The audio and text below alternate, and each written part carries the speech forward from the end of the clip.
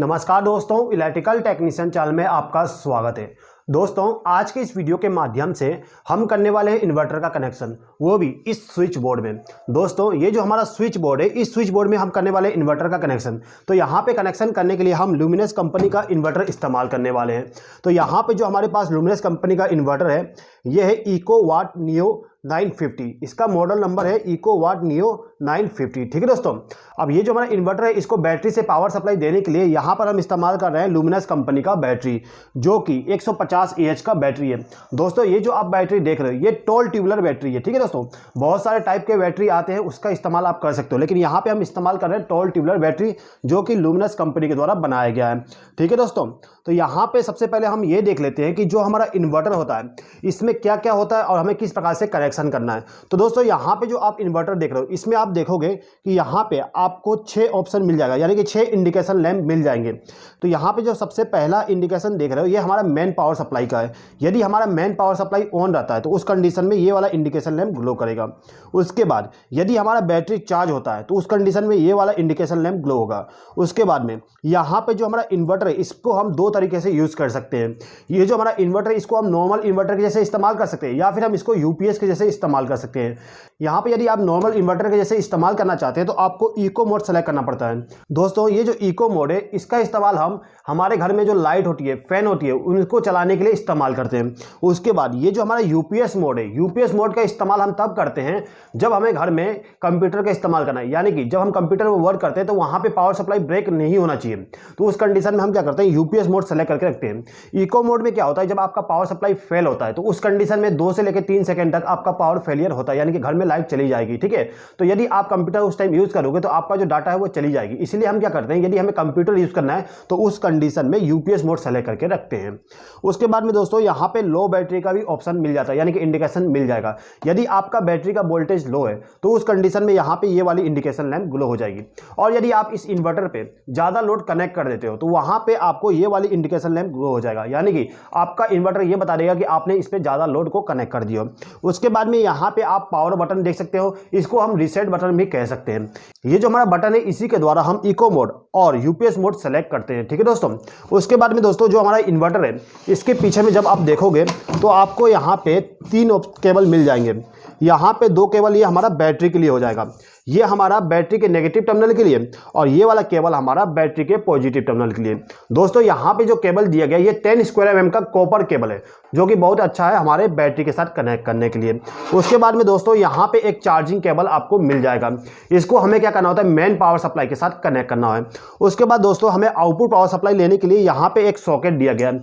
इस सॉकेट के द्वारा हम क्या करते हैं, आउटपुट पावर सप्लाई लेते हैं। अब यहाँ पे जो हमारा इन्वर्टर है, इस इन्वर्टर के प्रोटेक्शन के लिए एक फ्यूज लगाया गया है। यहाँ पर एक फ्यूज है। ठीक है दोस्तों, ये जो हमारा इन्वर्टर है, इस इन्वर्टर के अंदर में एक कूलिंग फैन भी होता है, जिसके द्वारा यदि हमारा इन्वर्टर हीट होता है तो कूलिंग फैन ऑटोमेटिकली वर्क करता है और कूलिंग करता है।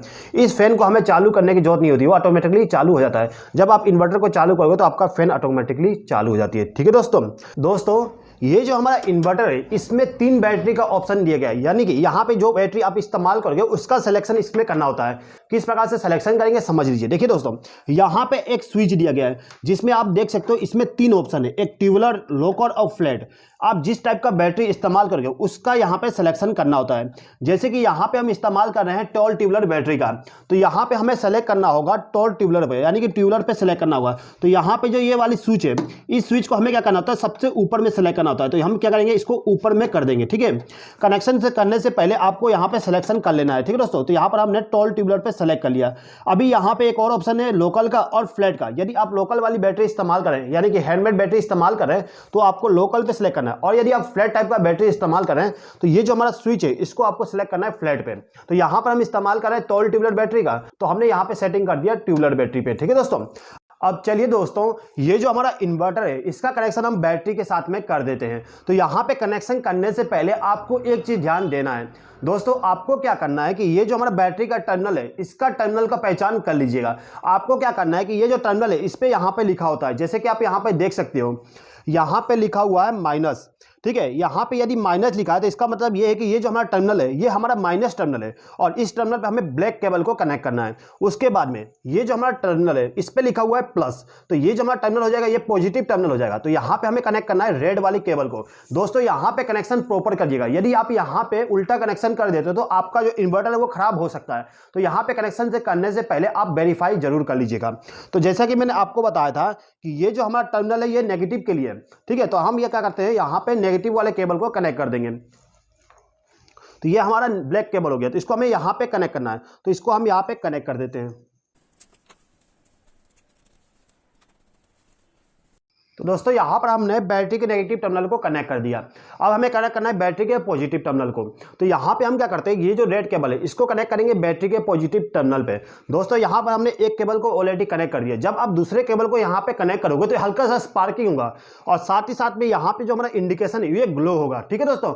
तो यहाँ पे स्पार्किंग होगा तो आप अच्छे से ध्यान से काम करिएगा, ठीक है दोस्तों। तो हम क्या करते हैं, इसमें वोल्ट को लगा देंगे, उसके बाद इसके साथ कनेक्ट कर देंगे, ठीक है दोस्तों।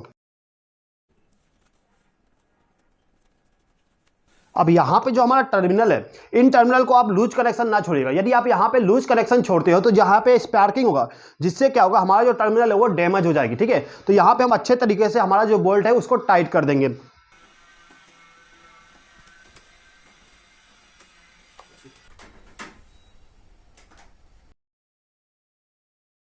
ठीक है दोस्तों, तो यहाँ पर हमने इसका टाइटनेस कर दिया। तो दोस्तों यहाँ पे जो हमारा इन्वर्टर था इसको हमने बैटरी के साथ में कनेक्ट कर दिया। अब हमें क्या करना है, इस इन्वर्टर को फेज सप्लाई देना है, यानी कि चार्जिंग वाला पावर सप्लाई देना है। तो चार्जिंग वाली पावर सप्लाई देने के लिए यहाँ पे हम इस केबल का इस्तेमाल करते हैं। ये जो हमारा केबल होता है इसको हमें ग्रिड वाली पावर सप्लाई के साथ कनेक्ट करना होता है, यानी कि मेन पावर सप्लाई के साथ कनेक्ट करना है। तो यहाँ पे जो हमारा स्विच बोर्ड है इसका जो ये वाली सॉकेट है इसके साथ हम इसको कनेक्ट कर देते हैं। तो यहाँ पे हम इसको कनेक्ट करते हैं। अब ये कनेक्ट करने के बाद मैं क्या करता हूँ, पावर सप्लाई को ऑन करता हूँ। तो दोस्तों यहाँ पे आप देख सकते हो कि ये जो हमारा इन्वर्टर था इसको यहाँ पे मेन पावर सप्लाई मिल गया। उसके बाद में यहाँ पे एक चार्जिंग वाली ऑप्शन ग्लो हो गया, यानी कि हमारा जो बैटरी है वो अभी चार्ज हो रहा है, ठीक है दोस्तों। अभी यहाँ पे जो हमारा इन्वर्टर है कौन से पोजीशन पे सेलेक्ट है उसको पता करने के लिए आपको क्या करना है, इस रीसेट वाले बटन को प्रेस करना है। जब आप इस बटन को प्रेस करते हो और रिलीज करते हो तो आप देखोगे कि यहाँ पे एक इंडिकेशन ग्लो हो जाएगा। जैसे कि आप यहाँ पे देख सकते हो अभी यूपीएस पे सेलेक्ट है, यानी कि ये जो हमारा इन्वर्टर है वो अभी यूपीएस मोड पे सेलेक्ट है, ठीक है। अब यदि आपको यहाँ पे मोड को चेंज करना है, यानी कि आपको इको मोड सेलेक्ट करना है, तो आपको क्या करना होगा कि इस बटन को 2 सेकंड तक प्रेस करके रखना है। यहाँ पे एक हल्का सा बीप करके आवाज आएगा और जो हमारा मोड है वो चेंज हो जाती है, ठीक है दोस्तों। तो यहाँ पर हमारा इन्वर्टर अभी सेलेक्ट हो गया इको मोड पे, यानी कि हम इसको इस्तेमाल करने वाले हैं फैन और लाइट के लिए, ठीक है दोस्तों। अब यहाँ पे आप देख सकते हो चार्जिंग जो इंडिकेशन ग्लो हो रही थी वो बंद हो गया, यानी कि यहाँ पे जो हमारा बैटरी है वो फुल चार्ज है। यदि हमारा बैटरी अभी लो होता तो यहाँ पे लो बैटरी का इंडिकेशन ग्लो हो जाती, ठीक है दोस्तों। तो यहाँ पर हमने मेन पावर सप्लाई दे दिया और बैटरी का पावर सप्लाई दे दिया इस इन्वर्टर को। अब हमें क्या करना है, इससे आउटपुट पावर सप्लाई लेना है। तो आउटपुट पावर सप्लाई लेने से पहले आपको क्या करना है कि इसके पीछे में जो टर्मिनल है उसको पहचान कर लीजिए। किस प्रकार से पहचान करेंगे समझ लीजिए। तो दोस्तों यहाँ पे हमें आउटपुट वोल्टेज देखना है तो हम मल्टीमीटर का इस्तेमाल करेंगे। ये जो हमारा मल्टीमीटर था इसको हमने एसी वोल्टेज पे सेलेक्ट कर लिया। अब यहाँ पे आप देख सकते हो ये हमारा एसी वोल्टेज है और हमने इसको यहाँ पे सेलेक्ट कर लिया है, ठीक है। अब यहाँ पे हमें चेक करना है वोल्टेज को। तो हम यहाँ पे क्या करते हैं, हमारा जो प्रोब है उसको हम इस सॉकेट पे कनेक्ट कर देंगे। यहाँ पे कनेक्ट करने के बाद हम देख सकते हैं कि यहाँ पे हमें कितना वोल्टेज मिल रहा है। आप देख सकते हो यहाँ पे हमें 230 अराउंड वोल्टेज मिल रहा है। 232 वोल्टेज अभी शो कर रहा है, ठीक है। यानी कि हमारा जो इन्वर्टर है वो आउटपुट में अभी 230 वोल्ट दे रहा है। अब दोस्तों देखिएगा, जब हम इन्वर्टर का कनेक्शन करते हैं तो हम केवल एक वायर का इस्तेमाल करते हैं, यानी कि हम केवल फेस वायर का इस्तेमाल करते हैं। इसीलिए आप कनेक्शन करने से पहले आप पहचान कर लीजिए कि इन दोनों टर्मिनल में से आप कहाँ पे आपको फेस सप्लाई मिल रहा है। पहचान करने के लिए आप एक टेस्टर का इस्तेमाल कर सकते हो। ये जो हमारा टेस्टर है इसको हम क्या करेंगे, सबसे पहले लेफ्ट हैंड साइड में कनेक्ट करेंगे।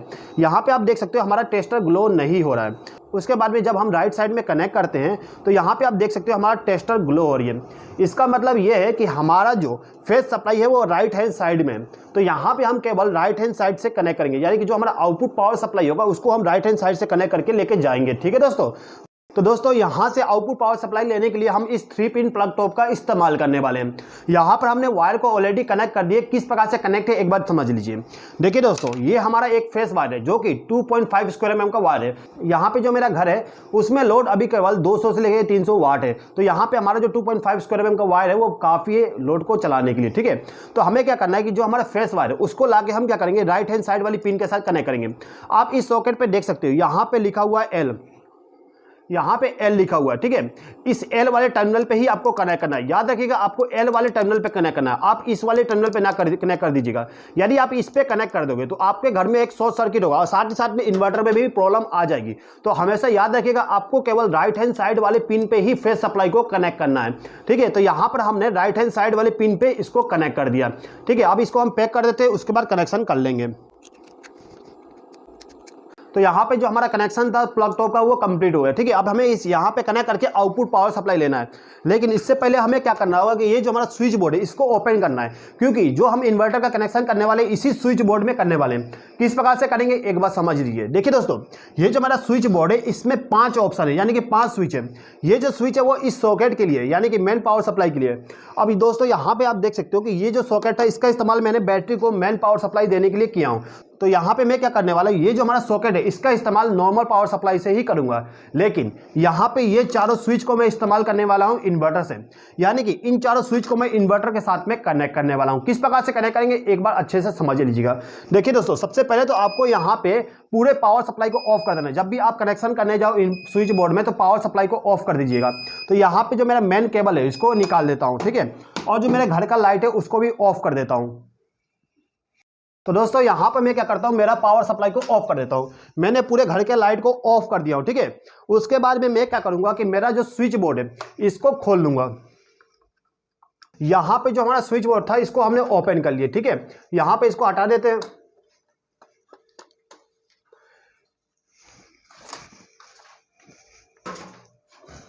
तो दोस्तों यहाँ पे जो हमारा स्विच बोर्ड था, जैसा कि मैंने आपको बताया था कि ये जो हमारा सॉकेट है इसको हम नॉर्मल पावर सप्लाई के द्वारा रन कराएंगे, लेकिन ये चारों स्विच को हम इन्वर्टर के साथ में कनेक्ट करने वाले हैं। तो यहाँ पे कनेक्शन कैसे करना है देख लीजिए दोस्तों। यहाँ पे हमें क्या करना होता है, सबसे पहले तो ये आइडेंटिफाई करना है कि जो हमारा इनकमिंग फेज सप्लाई है वो कौन सा है। तो दोस्तों देख सकते हो कि यहाँ पे जो ये चारों स्विच है, यानी कि 5 स्विच है, इनको पावर सप्लाई देने के लिए इस वायर का इस्तेमाल किया गया है। यानी कि ये हमारा इनकमिंग पावर सप्लाई हो जाएगा फेस वाली। तो हम क्या करेंगे, इसको रिमूव कर देंगे। यहाँ पे हम फेस सप्लाई को नहीं देंगे, ठीक है। तो यहाँ पे हम क्या करते हैं, इसको रिमूव कर देते हैं। तो यहां पर हमने क्या किया, फेस सप्लाई को रिमूव कर दिया। अब यहां पे जो हमारा स्विच बोर्ड है इसमें फेस सप्लाई का कनेक्शन नहीं है, इसमें केवल न्यूट्रल पावर सप्लाई का कनेक्शन है। न्यूट्रल सप्लाई का कौन सा कनेक्शन है समझ लीजिए। देखिए दोस्तों, ये जो हमारा 3 पिन प्लग टॉप है इसमें लिखा हुआ है N, ये वाली।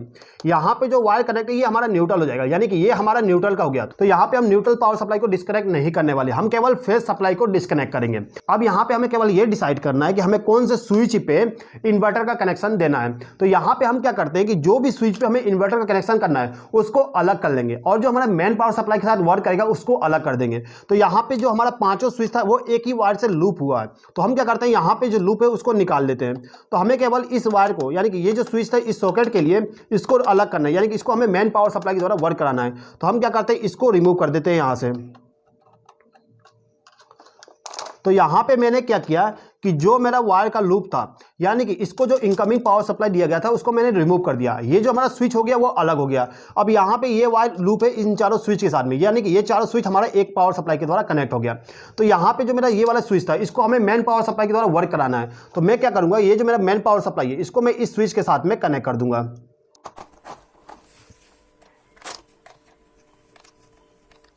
तो दोस्तों हमने क्या किया कि जो हमारा मेन पावर सप्लाई है उसको हमने इस स्विच के साथ कनेक्ट कर दिया, जिससे क्या होगा कि इस स्विच को चालू करने के बाद हमारे सॉकेट में पावर सप्लाई चला जाएगा।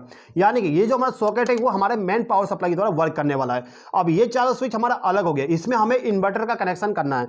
तो हम क्या करते हैं, जो हमने वायर का लूप बनाए थे उस वायर का जो सेकंड एंड है उसको हम क्या करेंगे, इस स्विच के साथ में कनेक्ट करेंगे। तो यहाँ पे हमें क्या करना है, इनकमिंग साइड में कनेक्शन करना है। तो हम क्या करते हैं, यहाँ पे इसको कनेक्ट कर देंगे, यानी कि चारों स्विच को इनकमिंग पावर सप्लाई दे देंगे।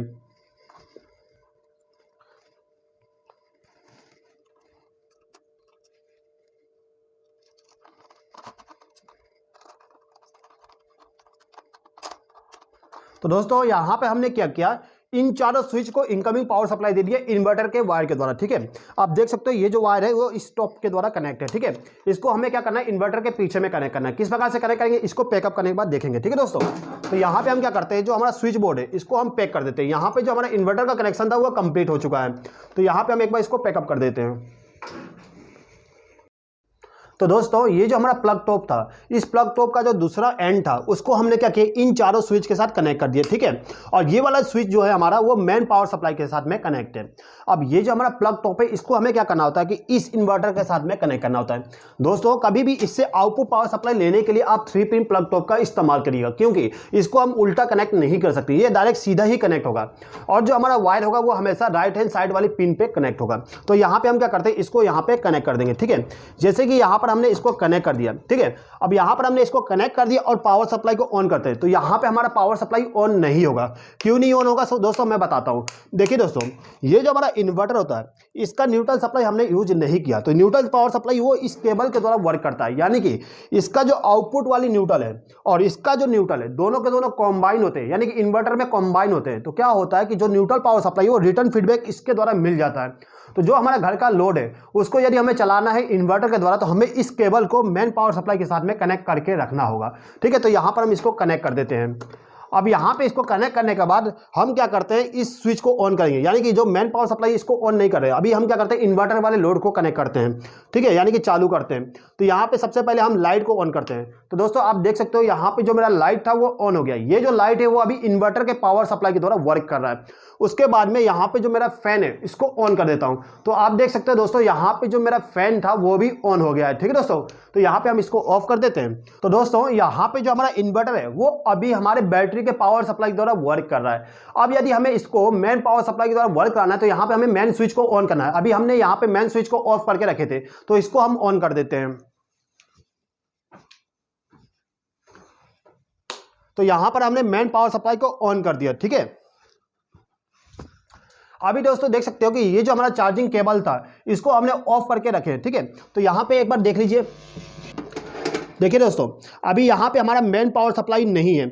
अभी मैं क्या करता हूं, यहां पे ये वाली जो स्विच है इस स्विच को ऑन करता हूं। जैसे मैं इसको ऑन करूंगा तो आप देख सकते हो कि जो हमारा मेन पावर सप्लाई है वो आ गया इस इन्वर्टर को। तो इस कंडीशन में क्या होता है कि जो हमारा पावर सप्लाई है वो इसके द्वारा लिया जाता है और डायरेक्टली बाईपास करके इसमें आउटपुट में दे दिया जाता है। यानी कि हमारा बैटरी का काम खत्म हो गया। ठीक है, यहाँ पे पावर सप्लाई इसके द्वारा आ रहा है, डायरेक्ट बाईपास होकर इसमें चली जा रही है। ठीक है दोस्तों, अभी यहाँ पे देख सकते हो हमारा चार्जिंग वाला इंडिकेशन ग्लो हो गया, यानी कि बैटरी अभी हमारा चार्ज हो रहा है। उसके बाद में यहाँ पे हमारा सिलेक्शन इको मोड पे है। ठीक है दोस्तों, तो दोस्तों आई होप कि आप यहाँ पे समझ गए होंगे कि किस प्रकार से हम हमारे घर में इन्वर्टर का कनेक्शन करेंगे। दोस्तों यहाँ पर हमने ल्यूमिनस कंपनी का इन्वर्टर इस्तेमाल किए हैं, क्योंकि ल्यूमिनस कंपनी का जो ब्रांड है बहुत अच्छा है और बहुत अच्छा वर्क करता है। इसीलिए मैंने यहाँ पे ल्यूमिनस कंपनी का इन्वर्टर इस्तेमाल किया हमारे घर का वायरिंग करने के लिए। दोस्तों यदि आप इस प्रोडक्ट को बाई करना चाहते हो तो इसका लिंक मैं डिस्क्रिप्शन में दे दूंगा, आप वहां से बाई कर सकते हो। ठीक है दोस्तों, तो आई होप कि दोस्तों आपको ये वीडियो पसंद आया होगा। दोस्तों यदि आपको ये वीडियो पसंद आया हो तो प्लीज इस वीडियो पर लाइक, शेयर और कमेंट कर दीजिएगा। और यदि आपने अभी तक हमारे चैनल को सब्सक्राइब नहीं किया तो सब्सक्राइब भी कर लीजिएगा। इस वीडियो को देखने के लिए धन्यवाद।